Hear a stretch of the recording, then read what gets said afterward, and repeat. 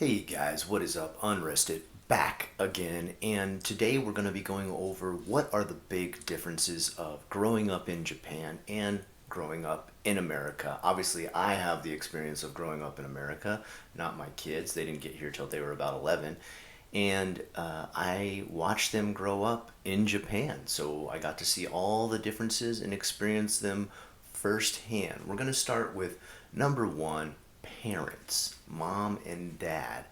I think one of the biggest things that kind of surprised me about Japan was when my son was first born. It was expected my wife would be staying with him for the next 6 to 8 weeks, up to 3 months. That's pretty common in Japan. When a baby is first born, there is not a quick return to work like there is in America. I feel like in America, there is some maternity leave that goes on, but women do tend to return to work quite quick, sometimes 2 weeks. I think my own mother returned to work in 3 days. My own wife was very different when she had our first child. She did return to work within 3 weeks, which people were shocked by. That is not typical. But she said, I feel good, I feel ready to go, and we need money, let's go. And she went right back to work. I was working at the same time, so I could have supported us, but she was amped to get back to work. She said she was sick of sitting around. She is a very busy lady. She likes to stay very busy, so that did not shock me that she was ready to get back on the saddle and jump back into work. Um, Really, what happens at that point is you can take your kid to a kindergarten, and really it's called hoikuen, which I guess translates more so to preschool, not kindergarten. And you actually have a bit of a struggle in Japan finding a place to take your kid to. We had to apply to multiple locations to get our kid into a place because there is not enough daycare, or I guess preschool, for kids in Japan. It's been a huge struggle, and there's always the constant argument about the future of Japan not having enough population to support its elderly, yet the elderly do nothing to support the youth as far as politicians and everything are concerned. They'll lobby and everything and vote and make sure they do things like tear down playgrounds in neighborhood if the kids are too loud, but they also won't do things like build an extra kindergarten or preschool in their area and then yell at parents that they're not having enough kids to support the future of Japan. It's a very strange, backwards situation. Whereas I don't think I've seen it be a big problem in America as far as finding a place to take your kid. I know multiple places near me that have open enrollment all the time. Um, but maybe, I don't know, let me know, maybe in your area childcare is a problem. It is expensive in Japan just like it is in America. So those two things are the same. Childcare at any point is very expensive. It takes a huge chunk out of your salary. Um, on the other hand, with the dad, with the father during a child's early years, they usually still work crazy hours. One thing that always kind of shocked me, and that you've probably noticed within Japanese media yourself, and I've talked about this many a times, is that the dad is away from home and away from the child. I feel almost way too much. Now, I was kind of lucky. I worked Western style type of jobs where there was only an 8 hour day, but the dad will continue to work 12 hours and go almost from 9 to 9 every single day at work. And usually the thing is they never get to see their kid during the early years because a little baby up to toddlers, they don't stay up till 9 o'clock. They're in bed like 8 or 7 o'clock. So by the time they get home, um, their kid's already asleep. And I've talked to multiple Japanese people who are like, yeah, I didn't really get to hang out with my dad till I was like 14 and stayed up a little bit later, which I always feel like that's kind of a sad thing too. That's another thing I feel like Japan could do better as far as if they want more parents to have kids. How about, well, I don't know, let your dad return home at a reasonable hour so they can have some time with the kid and make a bond, a connection. Next up, we go to kindergarten. I'm going to move up to the next age because I kind of covered baby. I'm going to go step by step as far as age is concerned. We're into kindergarten, and one thing that always kind of shocked me is they're not one kindergarten that kids go to. Now that's yoichien. That's what kindergarten is in Japanese, yoichien, and it starts at K1, goes through K2, K3, and then they have a kindergarten graduation. Now, during that time, they learn basic stuff. Like there's a lot of manners that are learned in kindergarten, how to eat with chopsticks. They don't really get so much into kanji during that time, but they do mostly get into like physical play. Like I remember my kid had tests that I think they're actually good tests. I really do support these, but some of his tests for kindergarten were like dribble a ball 25 times, learn how to jump rope 10 times, be able to cut these out with scissors, this kind of shape and that kind of shape. I think these are really good because I will be honest, as a art teacher, I get out there sometimes and I have kids who are in like third grade sometimes and still can't cut something out because no one ever sat down with them to be like, this is a skill that you will use in different parts of your life. Learn it. So a lot of motor skills, a lot of physical activity skills. I think Japan does really good with teaching kids about healthy eating too. That they give them school lunches starting in kindergarten, and those school lunches are way healthier than what America serves. Rice, Japanese plum, bread, and it's just plain bread. It's nothing, all this kind of additives and condiments put onto it. Hamburg, maybe stir fry, miso soup, onigiri, which is just like a rice ball, like things like that. Kids are eating from a young age. Fish, raw fish. If they're really tiny, like I think in Hoikuen, like preschool, they don't serve them raw fish yet because that might be a dangerous. But healthy stuff so that they learn healthy eating habits very early in life. And like if you send your kid with a bento box, which is like a boxed lunch, they even do check like what you're sending. And if you're sending like crave, you sent like a box full of snacks or something like that. Like I know even with some of the kids I see come to my school, sometimes they show up with like a bag of chips for their lunch. That's it, like a full bag of chips. And I just think like, oh my God, in Japan they would send the kid back home and be like, hey, please send them with a proper lunch. That is one thing I think Japan does a lot better is they implement healthy eating, exercise, physical activity, and motor skills from the kindergarten age. So Japan, total win in that situation. It's not going to be a win every time though, but let's move on. Next stage, this is number 3.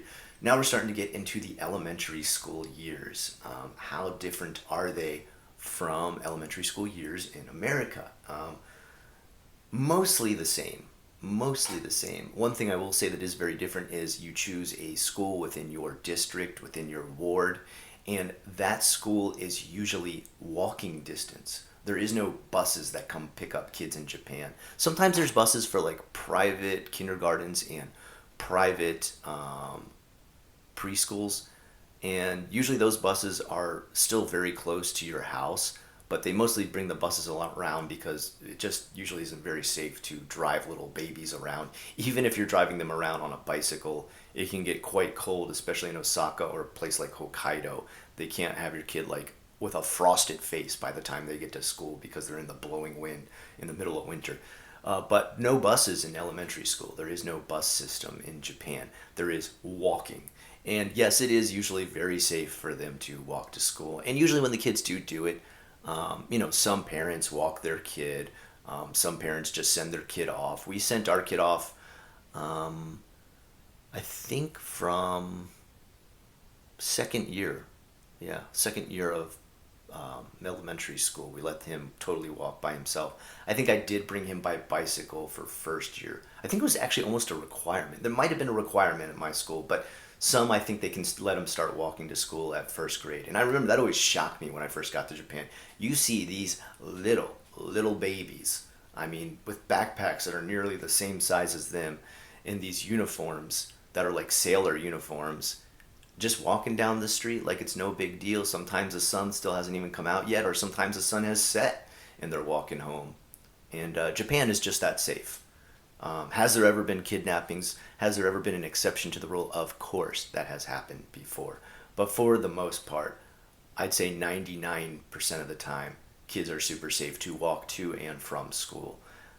School elementary hours are usually from 8:45 a.m. to 2:30 p.m. Although sometimes they do have late days that go as late as 4 p.m. and sometimes they do have early days that end at like 1:30. Um,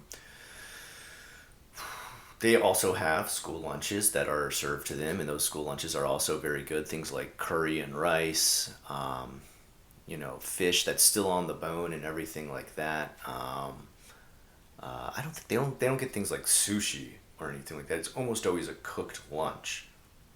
One thing I will say that I feel like is a little bit dangerous is some of the schools don't have any air conditioners.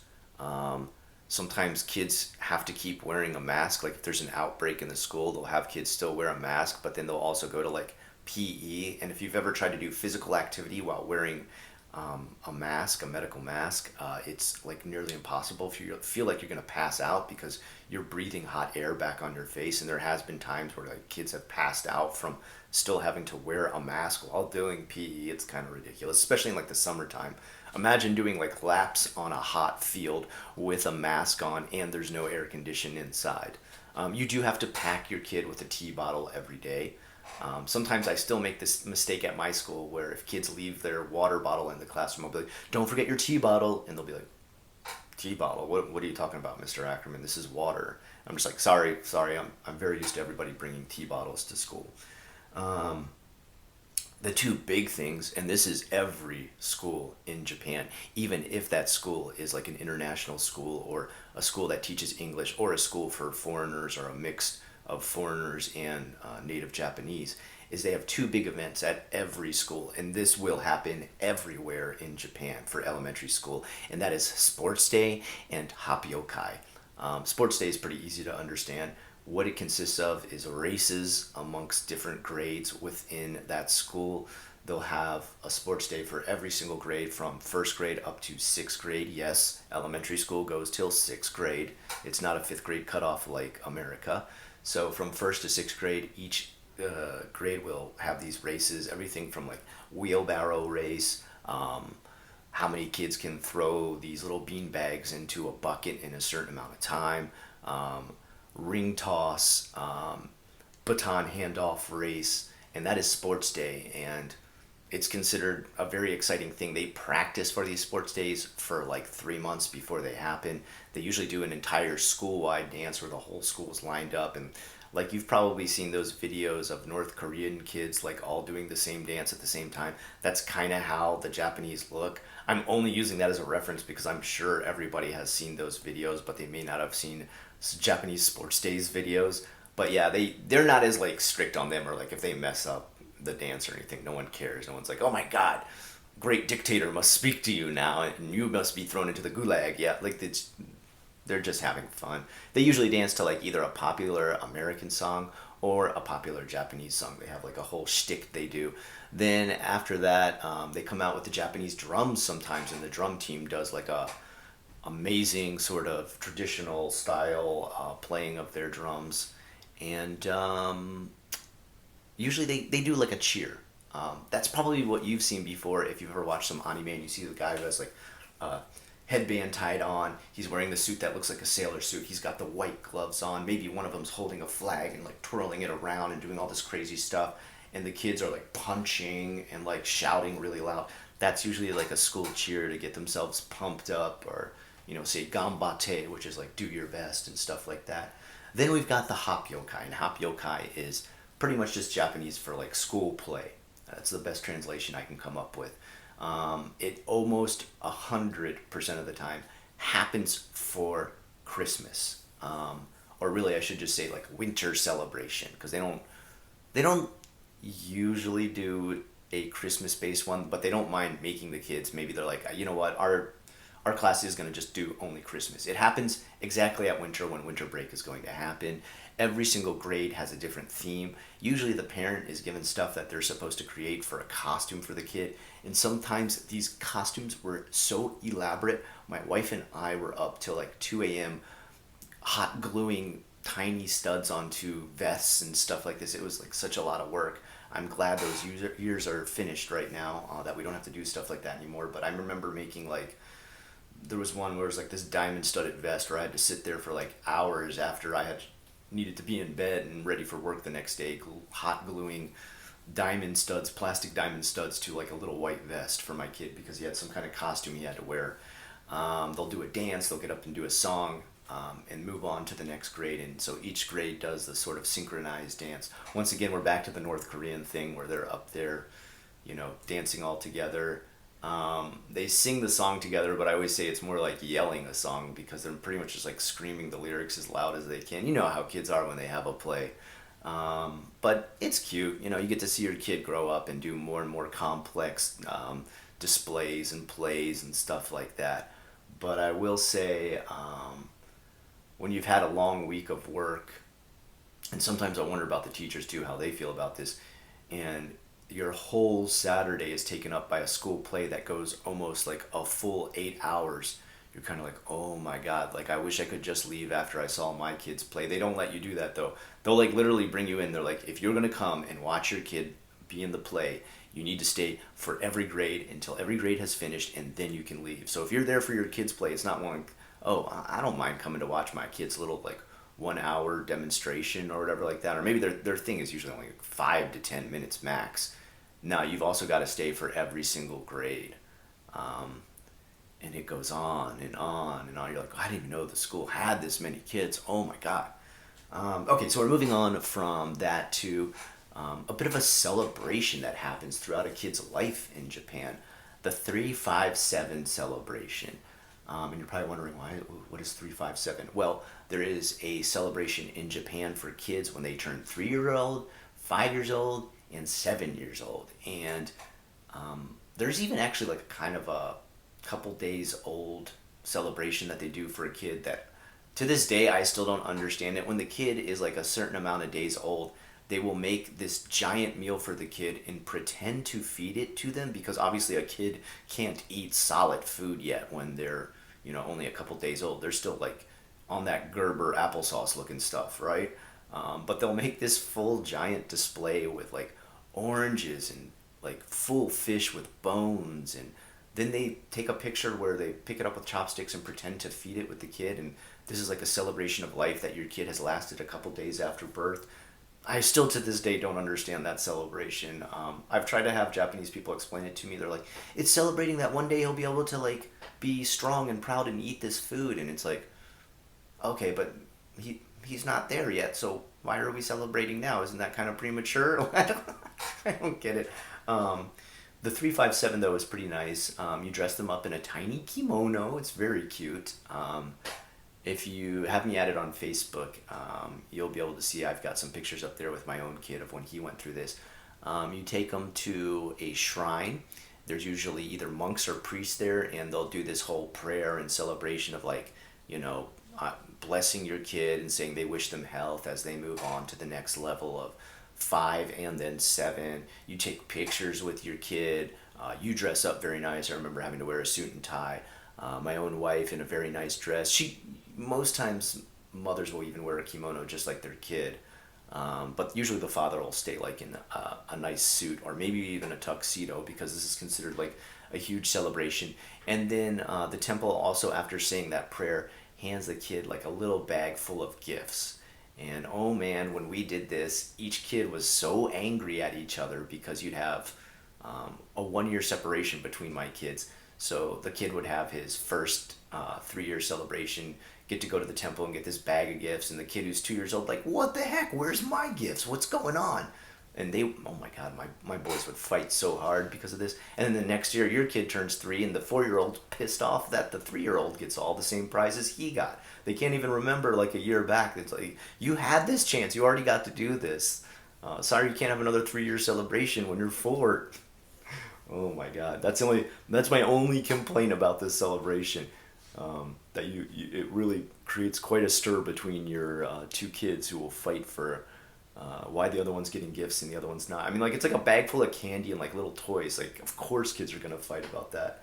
But 357 celebration, they celebrate when a kid turns 3 years old, 5 years old, and 7 years old, and these are considered milestones that your kid has survived this long and is closer to adulthood. Congratulations, you're doing everything right. Also, I'm sure it's just like a good money making scheme. Like, you show up and you give the shrine some money.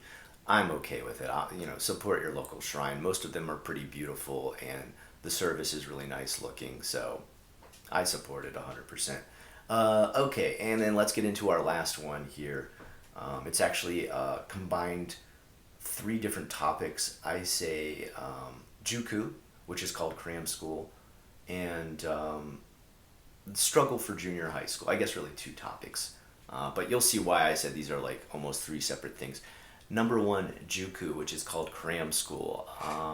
You've probably heard about it before, but I think until you have the experience of dealing with cram school, you don't really understand it. I feel like in America, our equivalent of cram school is just getting homework at night. And in Japan, not so much homework. Kids don't get like a ton of homework. They might get like a couple minutes worth of homework every night. I know my kid didn't have a massive amount to do, but what he did have to do, and this started all the way back in kindergarten and went all the way through elementary school, was after he finished school, he went to cram school, which was Juku. They don't do this in America, as you know. You didn't have to go to Juku. I think this is something that would be better if it wasn't part of Japan, because I felt like my kid was in school way too much. He would finish a day that was like 8:45 to 2:30 and then go to his next school from 3 p.m., sometimes as late as 9 p.m., which was insane because his whole day was just study, study, study, study. Now, my youngest kid, he just was not down for that, and that's why he is in America now with me, because there isn't this crushing weight of nonstop school going on, and that is a much more relaxed, calm life for my youngest Maki. But my eldest Kenny, he liked this. He found it competitive. Like, it's competitive because these jukus, these cram schools they go to, they take practice tests that are entrance tests for the junior high school they're going to choose to go to after elementary school. And they post their grades in front of everybody on the front board as soon as you walk into these schools. And he loved the competitive aspect of that. Like, he ate this up. He's got the will of, I don't know, like a warrior. I don't know how he does it. Like, if this had been put up to me, if that task had been, I'd be like, I don't care if my name ever shows up on that board. I'm not studying for anything. I was a bad studier. But my son, my eldest son, Kenny, he loved this. He loved the competitive spirit of getting his name up there. And the funny thing is his last name being Ackerman, my name, it showed up way in front of like, you really noticed his name because it was spelled so different. It didn't use kanji, it was in katakana, which, if you don't know the difference between the two, kanji is usually the more complex symbols that are Japanese or Chinese characters, as they call them, whereas katakana is always a borrow word, and it's much more simpler symbols. So it really stands out when someone has a name that is not in kanji. So his name would really be seen far and wide as far as parents entering the school and seeing the bulletin board of newest test release. And people would literally stop him on the street and be like, "Are you Kenny? I saw your name. You're at the top of the class." And he would always be at the top of the class for this. And the reason why, you're probably wondering, like, why are they taking all these tests over and over again? The entrance exams for junior high school are brutal. They are insanely brutal. I have an old video. It's probably, I think, a year old now, but it says, "Test taking in Japan is crazy." I think that's the title of it. If you want to see exactly what I went through with my son for him to reach the level that he did, and he got into a highly prestigious school, hence he is not here in America with me.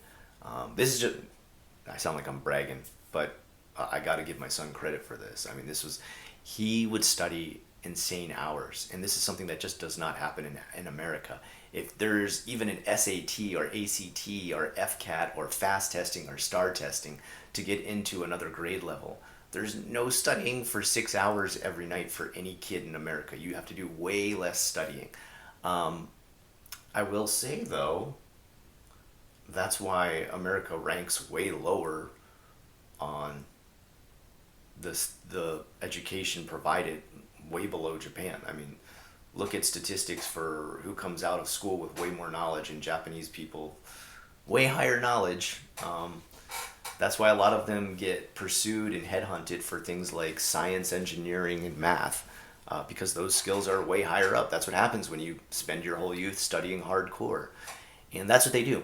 Um, and yes, the last thing I had written there was the struggle for junior high school. Like I said, my own son went through the struggle for junior high school. It is highly competitive. There was a test my son took to get into the school that he got into. It was like a 1% chance that kids from his elementary school would get in there, and somehow he did it. He beat the odds and got in there. He is the only half Japanese kid in his whole school. And we're in like a super international area. Like it's not like we're in the middle of bumpkin countryside Inaka. This is like ultra city where there is a bunch of half kids. And when I say a bunch, I mean like a handful close by to where I live there, not like hundreds or thousands. But he is he is the only half kid in his whole school. That's how rare it is for someone to get in there, and for a half kid to get in there, I think this is like the first time they've ever had it at this school. Um, but I remember when the grades finally came in for everybody's tests, parents are literally crying. They are so relieved that this whole study, this whole Juku era of their kid's life, this whole staying up until 9 or 11 p.m. studying with your kid is finished. When the call came in for my son that he had passed the school that he was trying to get into, literally almost every teacher from his elementary school called him, and like both of them were like crying on the phone, and I was just like, oh my god. I mean, you understand why, because it's like a massive relief. Like you've just spent the last 6 years of your life, like I said, because it goes from first grade on up to sixth grade when it's elementary school, like banging your head against a wall to make sure you have enough information in there to pass these tests. And when you finally find out it was worth it, like the relief is just like emotionally overwhelming. Japanese people are not often moved to tears in public. This is a very rare occurrence. But this is one time where everybody's like, yeah, of course you're crying. You finally finished these Chuku tests. Um, and the crazy thing was I always had to be the one to look if he passed or didn't pass, because my wife was too scared to look. Like, and look, I get it. I totally understand. Parents prepare their kids for 6 years, sometimes starting as early as kindergarten. Our kids started at a mini juku, like it was like a preschool version of juku, in K1, first year kindergarten. Went through 3 years of that, switched over to the elementary juku style. And this is typical for every kid. This is not just my kid being pushed to his limits. This is every kid. I always say myself, like, they become little salarymen already at an early age. Um, I'm not a fan of it. I'm not going to say, like, this is awesome. I love seeing kids study nonstop 24 hours a day. Um, I do enjoy the fact that it has given my kid a very solid education. He is wise beyond his years as far as compared to me at that age. He knows a ton of more information. Like he can tell you dates, places, people who were integral to World War II and World War One, historical facts about my own country that even I didn't know at that age. Um, and it's because the education is just far more compulsory in Japan than it is in America. But anyway, guys, those are 5 different things of how being raised or life in Japan and America are very, very different. I'm sure there's a lot more in between there that I didn't comment on because I just didn't think of what theoretical questions you guys would throw at me. Please, please feel free in the comments to ask more about what I talked about today. If you like this video, maybe I can follow up with a part 2 with the questions that you guys throw at me in the comments. I'm fine. I'm happy to answer any of your questions. As any of you who have been with the channel for a long time know, I originally called this JFAQ, which is Japan's Frequently Asked Questions. So I'm always up for it. Now, I want to give a quick thank you to my members, which I'm shocked my memberships have jumped up to 14 now. And I need to give a shout out to all of those. We've got Ricardo Contreras. We've got Un Aloki, who's also upgraded to the Kohai level. Thank you very much. We've got Slayer Duck. We've got Blind Man Travels, who is also at the Kohai level. Thank you very much. We've got Jonah Slocum. We've got Ida Q, who is at the Kohai level. We've got Ice Cold. We've got Reinhardt or Die Trying, Trek Nick, I Am Sandpaper, Aaron Spooner, Andre Sanchez, Sprinkly Donut, and Smile Kita 13. Thank you again, all of you, for being members. Please remember that we always release a extra video for anybody who is a member for only as cheap as $1.90 a month. You get a whole extra video every single week. So that's 4 extra videos for $1.90. I think that's a pretty fair deal. You get access to the Discord, which is a private Discord for members only. And you get a bunch of seals, stickers, and emotes as well. And I've just actually added 2 more of those. So there's a lot of different benefits for doing it. The next level up is the $5 Kohai level, in which you get even more benefits. And finally, there is a $35 level, which you need to contact me if you do join that level. You become one of my producers and help me choose what I make videos about in the future. Now, if you yourself enjoyed this video today, I say thank you so much, even for just giving me the view. If you could give me a like or a subscribe, I'd be even happier. That's payment in itself. If you have any questions, like I said, about the topic that I covered today, please drop me a question in the comments below. I love your questions. I love interacting with you. And as you guys probably notice, I respond to every single question you guys ask. I think I rarely miss responding to a comment. If I do, I'm sorry. You're not ignored. I just probably didn't get notification from YouTube because sometimes the system is just a mess. I love all you guys. You guys are the awesome. You guys are the awesomest viewers ever. And I hope to talk to you again real soon.